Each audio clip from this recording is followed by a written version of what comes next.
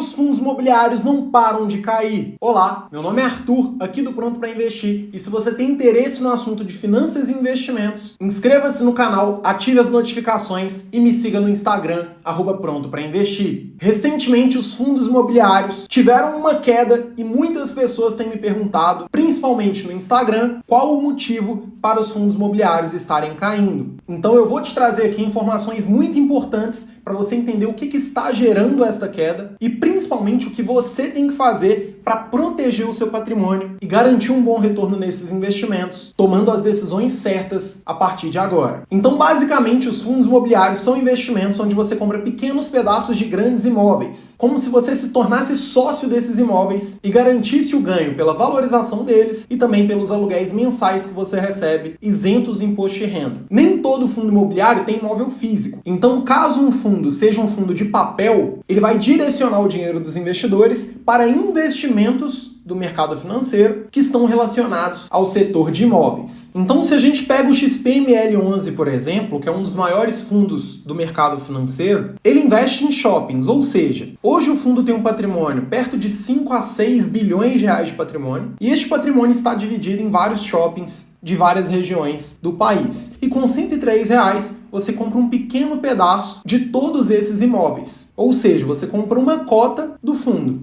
Tendo uma cota, você tem um ganho pela valorização dos imóveis, a cota se valoriza, e você tem o recebimento dos aluguéis isentos do imposto de renda todos os meses na sua conta. No caso do KNCR11, por exemplo, que é um dos maiores fundos de papel do nosso mercado, você compra a cota a partir de R$104,07 e neste investimento, como você não tem imóvel físico, o que a gestora faz com o seu dinheiro? Ela capta o dinheiro dos investidores, que hoje está em torno de 7, 8, 9 bilhões de reais, e ela direciona esse dinheiro para investimentos do mercado financeiro que estão relacionados com imóveis. Mas por que eu estou te mostrando como exemplo aqui esses dois fundos? Porque quando você compra uma cota do fundo imobiliário, você abre seu home broker na corretora ou no seu banco digital e faz a compra, você está comprando a cota que uma outra pessoa está vendendo. É muito importante você entender isso para a gente chegar no porquê que os fundos estão desvalorizando. Então presta atenção, para eu comprar uma cota do XPML11, por exemplo, lá na corretora que eu vou utilizar, tem que ter outra pessoa vendendo cotas para que eu possa comprar. Então, antes de chegarmos à justificativa do porquê as cotas estão desvalorizando, como que se dá este processo? A gente percebe que tem mais pessoas querendo vender suas cotas do que comprar. Isso gera uma pressão para que a cota diminua. Vou te dar um exemplo. Vamos supor que a cota esteja em R$103,41 e você quer vender sua cota. Você vai e manda uma ordem de venda dentro da sua corretora ou do banco digital por R$103,41 e ninguém quer comprar. A corretora não acha alguém que está disposto a pagar este preço pela cota. E quando nós temos muito mais pessoas querendo vender do que comprar as cotas, as pessoas começam a oferecer um preço menor. Por exemplo, a pessoa coloca a cota dela para vender por R$103,37, R$103,32. A pessoa vai diminuindo o preço de venda das cotas até que ela consiga realizar a venda. É claro que na nossa bolsa de valores isso não vai acontecer com duas pessoas negociando apenas. Serão milhares de pessoas, se não milhões, ao mesmo tempo, dando ordens de compra e venda dos seus investimentos. Então este preço do fundo aqui, que foi como o fundo fechou na última sexta-feira, é o preço que o mercado como um todo definiu que é o preço justo para essa cota, de acordo com a demanda e com a oferta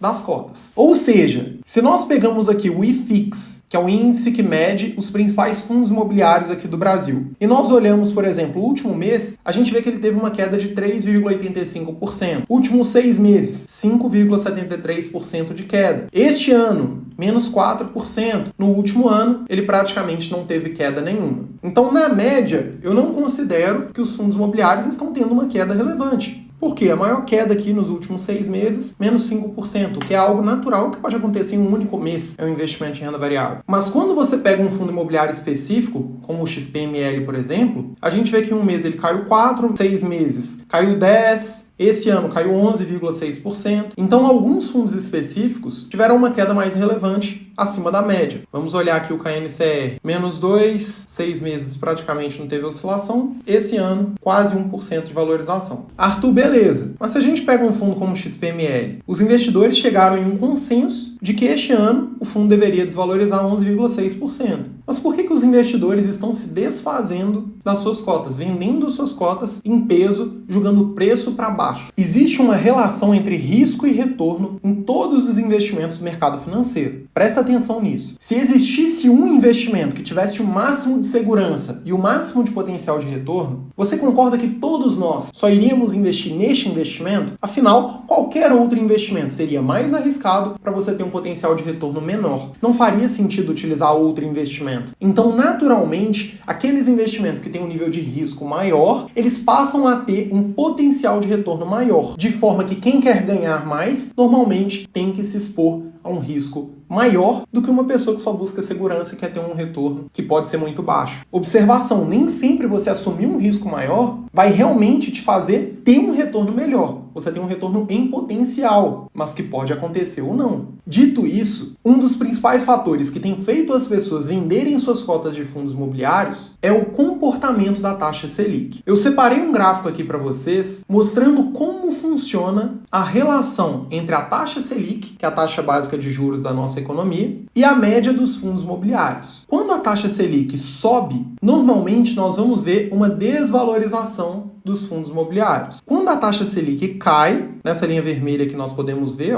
de 2011 para 2012 mais ou menos, teve uma queda bem expressiva aqui, nós vamos observar também uma valorização dos fundos imobiliários. Depois, a taxa Selic subiu, até 2015 mais ou menos, os fundos imobiliários tiveram uma desvalorização. À medida que o mercado entende que a taxa Selic vai cair de novo, que aconteceu em meados de 2016 até 2018, naturalmente os fundos imobiliários tiveram uma valorização muito forte. Por que isso acontece? Porque quando a renda fixa começa a pagar mais, ou seja, a taxa Selic sobe, os principais investimentos de renda fixa vão oferecer um retorno maior também. Naturalmente, muitas pessoas vendem suas cotas de fundos imobiliários para investir em renda fixa, porque elas acreditam que vão ter um retorno na renda fixa que vai ser com um risco muito menor. De agosto de 2023 até maio de 2024, a taxa Selic só caiu. Depois ela continuou estável em 10,5% e agora ela subiu no último mês para 10,75% ao ano. Ou seja, muito provavelmente o mercado está esperando que a taxa Selic possa se manter em patamares mais elevados, o que vem fazendo com que os investidores vendam suas cotas de fundos imobiliários para possivelmente colocar esse dinheiro na renda fixa. Arthur, você acha que isso faz sentido? Na minha opinião, não. Eu vou pegar como exemplo o XPML11. Vamos supor que este fundo, durante este ano, não tenha vendido nenhum imóvel, não tenha comprado nenhum imóvel e tenha um nível de ocupação controlado. Por exemplo, vamos supor que a taxa de vacância do fundo, o nível de desocupação dos imóveis, o percentual dos imóveis que não está alugado, tenha ficado estável este ano também. O que faria um fundo valer 11,6% a menos? Não faz sentido. Até porque os aluguéis que o fundo continuaria pagando, se ele tiver os mesmos imóveis alugados para os mesmos inquilinos, vai ser o mesmo. Ou seja, se você estava investindo no fundo lá em janeiro de 2024 e o fundo estava a cerca de R$ 117 e hoje ele está em torno de R$ 103, você vai ganhar o mesmo aluguel se essas condições forem estáveis, só que hoje você consegue comprar aquela mesma cota por um preço inferior. Ou seja, a queda que você está tendo no preço das cotas, no longo prazo, naturalmente tende a se recuperar, porque os imóveis tendem a se valorizar acima da inflação no longo prazo, e hoje a renda que você recebe proporcionalmente é maior, porque você recebe o mesmo rendimento por cota, mas pode comprar as cotas por um preço menor. Eu não vejo sentido em uma pessoa vender um investimento, tendo uma desvalorização, para comprar renda fixa, porque agora a renda fixa está pagando mais do que ela pagava no passado, só que a pessoa pode ter prejuízo nessa venda.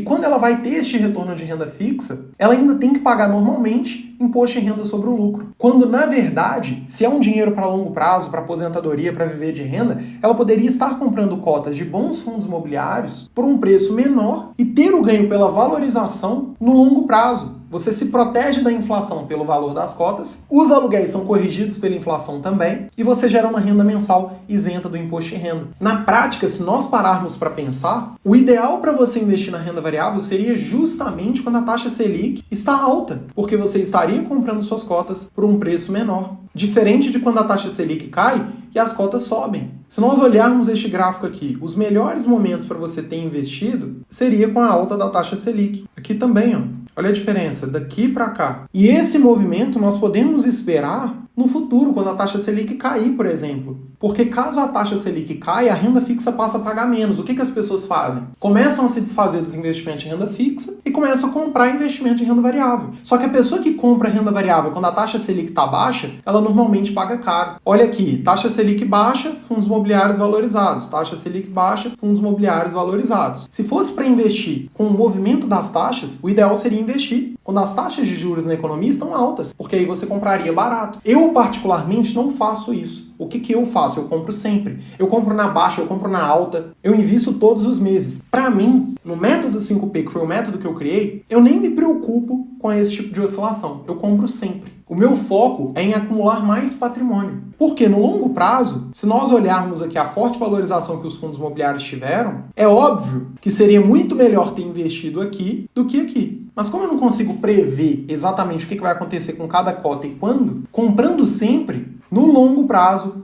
eu vou ter uma forte valorização, além da renda mensal que eu vou gerar com esses investimentos. Então as pessoas que estão vendendo suas cotas porque a taxa Selic está subindo e a renda fixa vai pagar mais, estão fazendo besteira. Se você quer aprender mais sobre investimentos e sobre como colocar o seu dinheiro para trabalhar para você, multiplicando sua renda, eu vou deixar um link na descrição para você participar de um evento 100% online e gratuito que eu vou fazer para te ajudar. Acesse o link na descrição, me siga no Instagram, @prontoprainvestir, e eu espero que você tenha gostado desse vídeo. Um grande abraço, fica com Deus!